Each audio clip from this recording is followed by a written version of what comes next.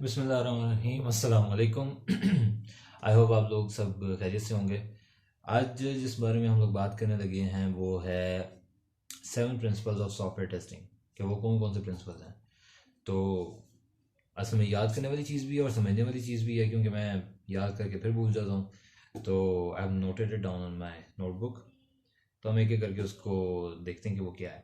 देखिए, पहला प्रिंसिपल जो है वो है कि testing shows presence of defects and not absence of defects. यानी कि इसका क्या मतलब है कि टेस्टिंग से हमें ये नहीं पता चलता कि इसमें कौन से बग्स, मतलब कि ये बग फ्री हो गया है या नहीं हुआ। उससे सिर्फ हम डिफेक्ट्स को ढूंढ सकते हैं, ठीक है। उससे सिर्फ प्रेजेंस पता चलती है डिफेक्ट्स की।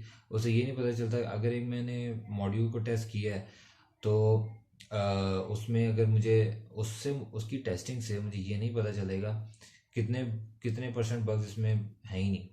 इससे ये पता चलेगा कितने परसेंट बग्स एग्जिस्ट करते हैं उसमें, ठीक है। तो ये फर्स्ट उसका प्रिंसिपल है। दूसरा प्रिंसिपल है exhaustive testing is not possible.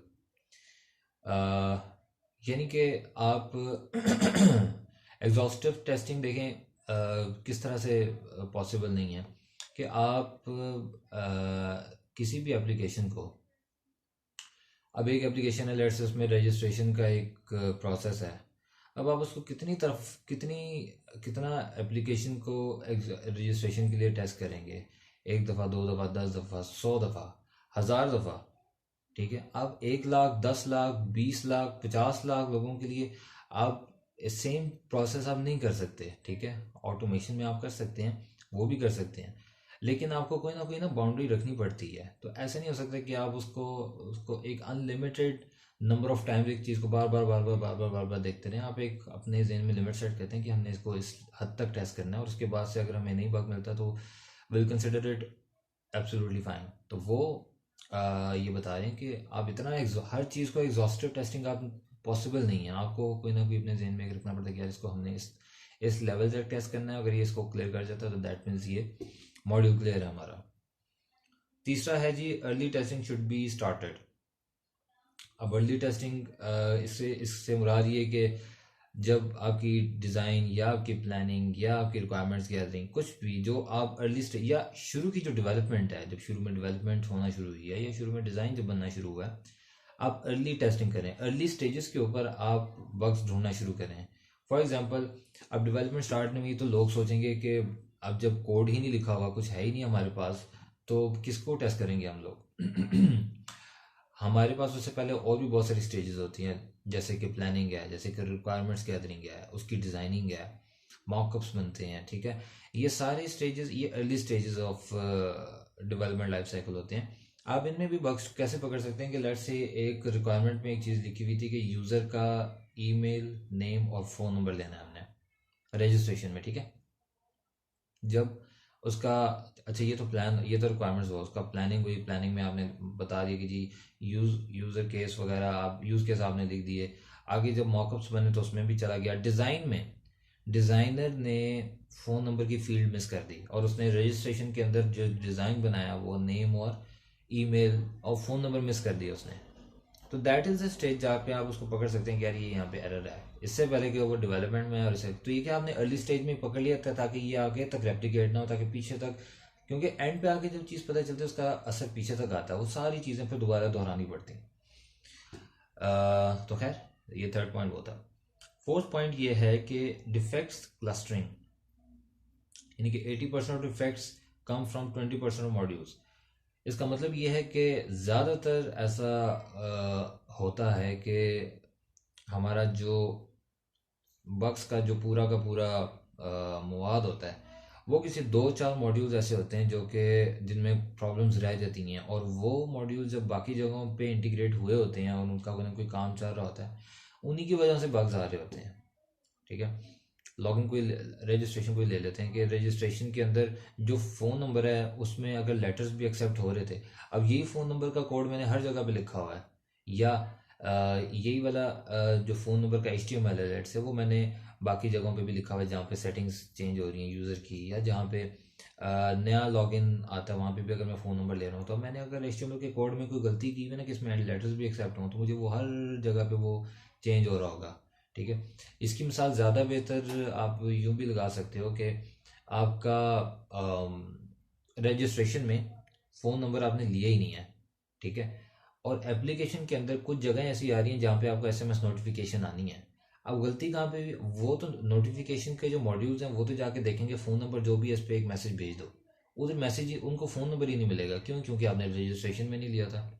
तो क्या हो रहा है, आपका जो वो सारे के सारे जो ज़्यादातर इससे रिलेटेड बग्स होंगे वो उस रजिस्ट्रेशन के अंदर मसले होने की वजह से आ रहे होंगे। ठीक है, तो ये इस पॉइंट में डिफेक्ट्स क्लस्टरिंग का इन्होंने उसका जिक्र किया है। उसके बाद नंबर 5 आता है पेस्टिसाइड पैराडॉक्स। इसके ऊपर मैंने एक वीडियो भी बनाई हुई है, मेरे चैनल पे आप जाके देखेंगे तो आपको वो मिल जाएगी। लेकिन इसमें भी मैं आपको बता देता हूँ, वो ये है कि जब आप सेम टेस्ट केसेस को या सेम चीज़ को सेम तरीक़ों से जब आप लोग टेस्ट कर रहे होते हैं, जैसे रजिस्ट्रेशन है उसको मैं एक तरीके से टेस्ट करी जा रहा हूँ करी जा रहा हूँ करी जा रहा हूँ, तो एक टाइम आएगा कि वो चीज़ ठीक हो चुकी होगी, मैं फिर भी उसको सेम तरीके से टेस्ट करता जाऊंगा तो उनका कोई फ़ायदा नहीं है। वो चीज़ ऑलरेडी ठीक चल रही है, अब जो नई चीज़ें आई हैं मुझे उनको टेस्ट करने की ज़्यादा ज़रूरत है, और इसको मैं 2-3 दफ़ा टेस्ट कर लूँगा तो मेरा काम चल जाएगा। ठीक है, तो जब आप सेम टेस्ट केसेस को बार बार रिपीट कर रहे होते हैं हर बिल्ड के आने पर, तो वो एक तरह से लेम हो जाते हैं, उनका कोई फ़ायदा नहीं रहता। तो आपको नए टेस्ट केसेस लिखने चाहिए। That is called pesticide paradox, this concept. तो वो उन्होंने बताया कि आपको फिर जब नई चीज़ें आ रही हैं, नया कुछ आपको ना टेस्ट केसेस में चेंजेस लानी पड़ती हैं, वरना वो पुराने वाले ज़ाया एक उनका कोई मकसद नहीं रहता है। 6 पॉइंट क्या है, टेस्टिंग इज़ कॉन्टेक्स्ट डिपेंडेंट। अब कॉन्टेक्स्ट डिपेंडेंट का क्या मतलब है कि आपको सिनेरियो जेन में होना चाहिए कि जब आप किसी चीज़ को टेस्ट कर रहे हैं कि यूज़र ने आके इसको किस लिहाज से टेस्ट करना है। ठीक है, आज अब हमेशा ऐसे नहीं होता कि जिस तरह से एक मॉड्यूल लिखा गया वो असल में भी उसका मकसद वही हो, नहीं, ऐसा ज़रूरी नहीं है। लेट्स से मैं फेसबुक का लॉगिन डालता हूँ, लॉगिन विद फेसबुक डालता हूँ, मेरा मकसद ये नहीं है कि मैं उधर से पोस्ट गेट करूँ, मेरा सिर्फ मकसद ये कि मैंने रजिस्ट्रेशन करवानी है। तो अगर मैं उसमें से रजिस्ट्रेशन कराने के बाद पोस्ट, फेसबुक के लाइक्स, फेसबुक के कमेंट वो भी गेट करना शुरू कर दूंगा, दैट इज़, और उसको टेस्ट करना शुरू कर दूंगा, तो वो मैं कॉन्टेक्स्ट उस कॉन्टेक्स्ट में रहते हुए टेस्ट नहीं कर रहा हूँ, मैं कॉन्टेक्स्ट से हट रहा हूँ। मेरा कॉन्टेक्स्ट क्या था कि रजिस्ट्रेशन के अंदर रहते हुए रजिस्ट्रेशन की चीज़ों को, कि यूज़र की प्रोफाइल गेट हो रही है, डीप पिक्चर गेट हो रही है, फ़ोन नंबर, ईमेल, ये चीज़ें गेट हो रही हैं, ये मेरा मकसद था गेट करना। तो मैं कॉन्टेक्स्ट से हटूंगा तो वो कॉन्टेक्स्ट डिपेंडेंट में नहीं रहा। तो वो इसका मतलब ये कि आप कॉन्टेक्स्ट के अंदर रहते हुए जो आपका मकसद है, आप उस मकसद के दायरे में रहते हुए चीज़ों को टेस्ट कर रहे होते हैं। उसके बाद लास्ट है हमारे पास absence of error policy. It is not according to requirement then it's unusable. Let's say, इस पॉइंट का मतलब ये कि लेट्स से आपका आपका एक रजिस्ट्रेशन का पेज और वो बिल्कुल सेट हो गया, बिल्कुल उसमें कोई मसला नहीं है, वो बिल्कुल सही से रजिस्ट्रेशन हो रही है, लेकिन उसमें वो रिक्वायरमेंट्स के हिसाब से नहीं है, जो रिक्वायरमेंट्स लिखी गई थी ना वैसा नहीं है, किसी और तरीके से उसको इम्प्लीमेंट किया गया है, तो वो भी हमारे हमारे किसी काबिल वो यूजेबल नहीं रहता। तो इस पॉइंट में इस टेस्टिंग का 7th प्रिंसिपल ये है कि वो एटलीस्ट यूजेबल तो होना, जो चीज़ आप बना रहे हो रिक्वायरमेंट्स के हिसाब से तो होना, ऐसा ना हो कि रिक्वायरमेंट्स से बिल्कुल ऑपोजिट हो। एरर फ्री तो है, उसमें कोई एरर नहीं है, लेकिन वो रिक्वायरमेंट्स के हिसाब से नहीं है जो रिक्वायरमेंट्स हमें चाहिए थी। लेट्स से रिक्वायरमेंट्स में चाहिए था कि यूज़र अपनी कोई एजुकेशन और एम्प्लॉयमेंट हिस्ट्री वो भी दे, वो दी कोई नहीं, तो रजिस्ट्रेशन का थोड़ा सा कोड इम्प्लीमेंट हुआ कि ईमेल, नेम, फ़ोन नंबर बस ले लिया हमने, और वो बिल्कुल ठीक चल रहा है, उसमें कोई मसला नहीं, लेकिन वो रिक्वायरमेंट्स के हिसाब से नहीं है। तो क्या होगा कि वो इस प्रिंसिपल के ऊपर चीज़, वो इस प्रिंसिपल को फेल कर रही है, जिसमें हम कह रहे हैं कि एब्सेंस ऑफ एरर पॉलिसी। ठीक है, कि एरर कोई नहीं है लेकिन रिक्वायरमेंट्स के हिसाब से नहीं है, तो उसका कोई फ़ायदा नहीं है, इट्स नॉट यूजेबल। ठीक है, तो ये 7th प्रिंसिपल है। खैर, ये ओवरऑल चीज़ें, ये प्रिंसिपल्स हमारे लिए इसलिए होते हैं ताकि हमें एक सही गाइडलाइन के ऊपर हम टेस्टिंग करें। ठीक है, मैं एक टेस्टर हूँ, मैं अगर एक चीज़ को टेस्ट कर रहा हूँ, लेट्स से मैं 7th प्रिंसिपल को ले लूँ, एक चीज़ को मैंने टेस्ट किया बिल्कुल ठीक है, लेकिन वो रिक्वायरमेंट के हिसाब से नहीं है, तो क्या मतलब है, मेरा 7th प्रिंसिपल जो है वो ब्रेक कर रहा है। कौन सा? कि it is not according to requirement then it's unusable, वो यूजेबल ही नहीं है, वो आगे क्लाइंट्स यूज ही नहीं, कस्टमर यूज ही नहीं कर सकते। तो इट इज़ वेरी इंपॉर्टेंट कि आप इन सारे प्रिंसिपल्स के अंदर रहते हुए अपनी सॉफ्टवेयर टेस्टिंग का काम करें। तो खैर that's it for the video, I hope आपको पसंद का क्या कहूँ मैं, आपको समझ आई हो। और मुझे भी ये चीज़ें काफ़ी पढ़ पढ़ के फिर समझ आई हैं। ये एकदम समझ नहीं आती हैं, बार बार पढ़े समझे बंदा, कोई एग्जांपल ले तो फिर समझ आती है। बहरहाल अगर आप लोगों को कोई मसला हो तो आप कमेंट्स में पूछ सकते हैं इसको, कोई एक पॉइंट कोई चीज़ क्लियर ना हो उसको फिर मैं भी रिव्यू करूंगा, खुद भी पढ़ूंगा, समझूंगा और आपको भी समझाऊंगा। तो अपना ख्याल रखिए, इंशाल्लाह नेक्स्ट वीडियो में मिलते हैं। अल्लाह हाफिज़।